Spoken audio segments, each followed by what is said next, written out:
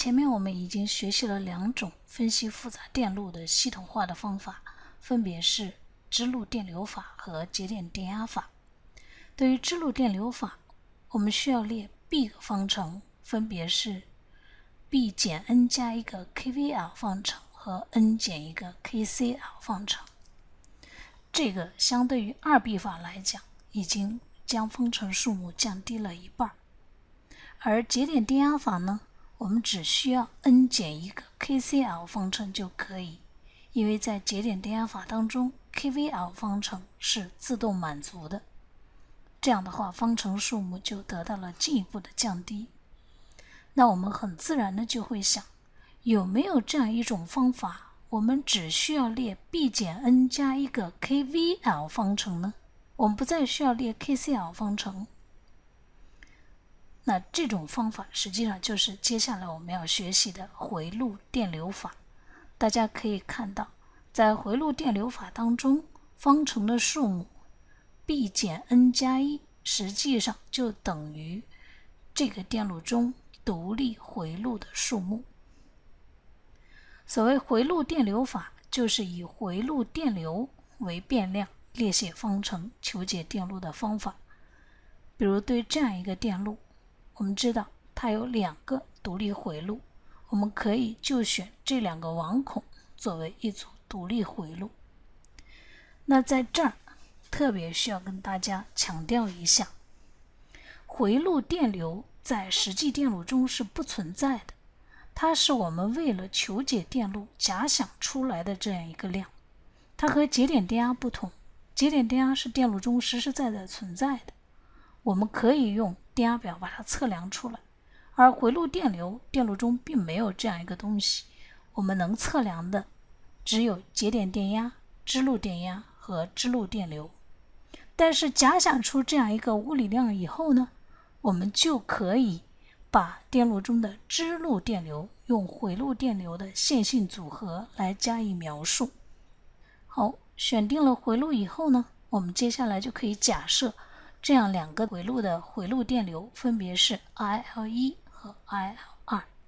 那接下来我们就可以沿着回路绕行方向列写 kVL 方程。为了简单起见呢，我们就可以认为回路方向是电压降的方向。那对这2个回路列写 kVL 方程，也就是 σu 等于0。当然我们也可以写成另外一种形式，方程的左边是所有回路中电阻上的电压降，而方程的右边呢，则是回路中所有电压源的电压升。那有了这 B 减 n 加一个方程，我们就可以把 B 减 n 加一个回路电流求出来。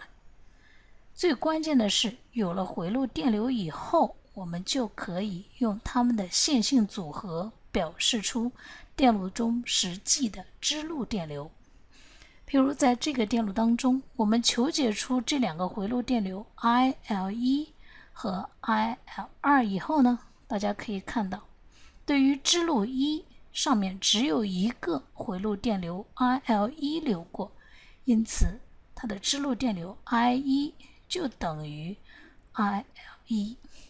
而对于支路2呢，大家可以看到，现在这样2个回路电流都流过这条支路，根据现在设定的参考方向，应该有 I2 是等于 IL2 减去 IL1。而支路3上面同样只有一个回路电流流过，所以 I3 就等于 IL2。在这里同样请大家思考一下，为什么我们的回路电流法当中 kCL 方程不再需要呢？提醒大家一下，可以根据电流的连续性来加以证明。回路电流顾名思义就是在回路中流过的这样一个电流，那当它流入一个节点的时候，一定会从另外一条支路上流出这个节点，因此呢 kCL 方程是自动满足的。好，下面我们就以这个电路为例，把回路电流法具体的步骤跟大家解释一下。首先第一个，我们选定了这样两个回路电流，那么接下来就可以沿着回路的绕行方向列写 KVL 方程。对于回路1，我们可以写出来，应该是 R1 IL1， 而 R2 上面的压降呢，则应该是 R2 乘以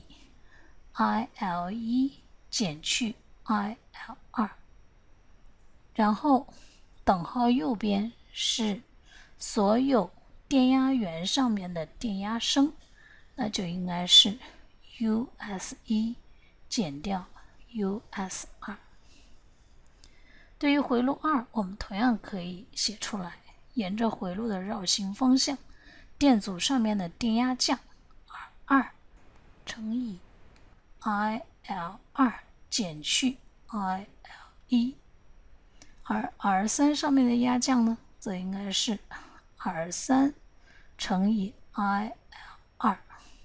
等号右边是沿着回路绕行方向所有电源上面的电压升，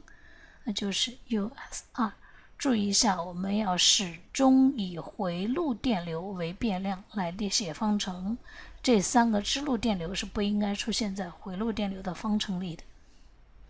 好了，我们把这个方程整理一下，把 IL1 和 IL2 的系数合并一下，就得到了这样一种形式。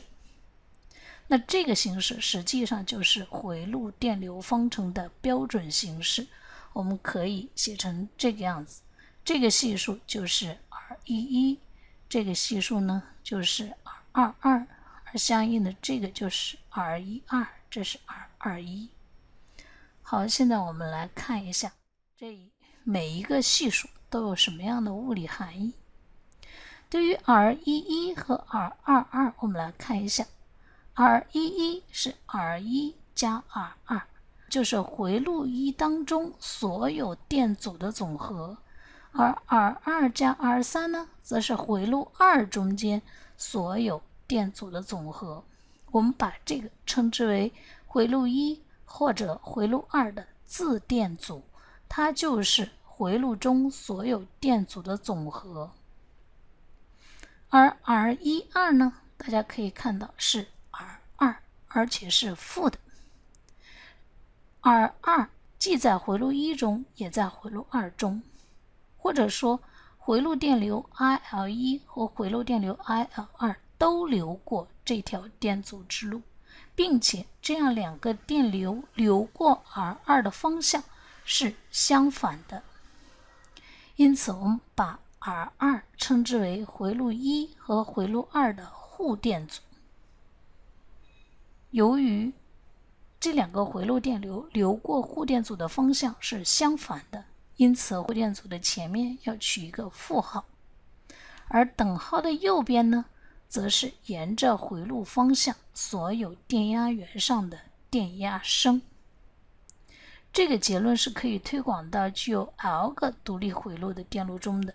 我们把它写成标准形式，就应该是这样。其中对角线上的元素 RKK， 也就是 R1、R2 一直到 RLL，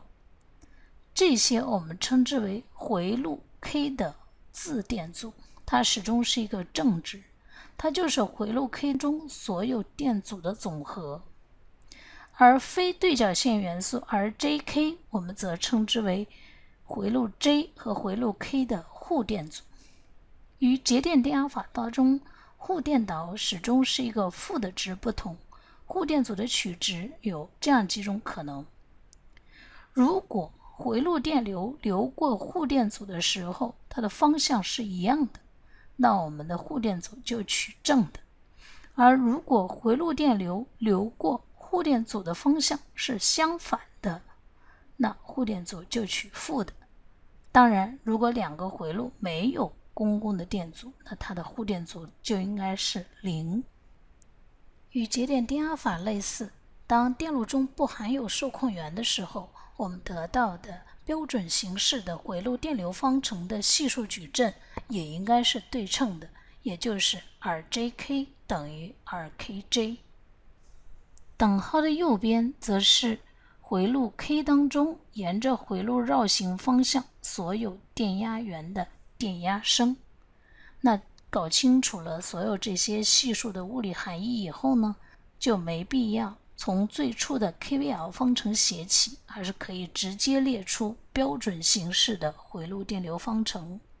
这在分析复杂电路链大型方程的时候显得非常的有用。对于平面电路，与回路电流法类似，还有一种叫做网孔电流法。因为我们知道，对于平面电路，我们可以选择它的网孔作为一组独立回路，那相应的回路电流就变成了网孔电流，那相应的分析方法就叫做网孔电流法。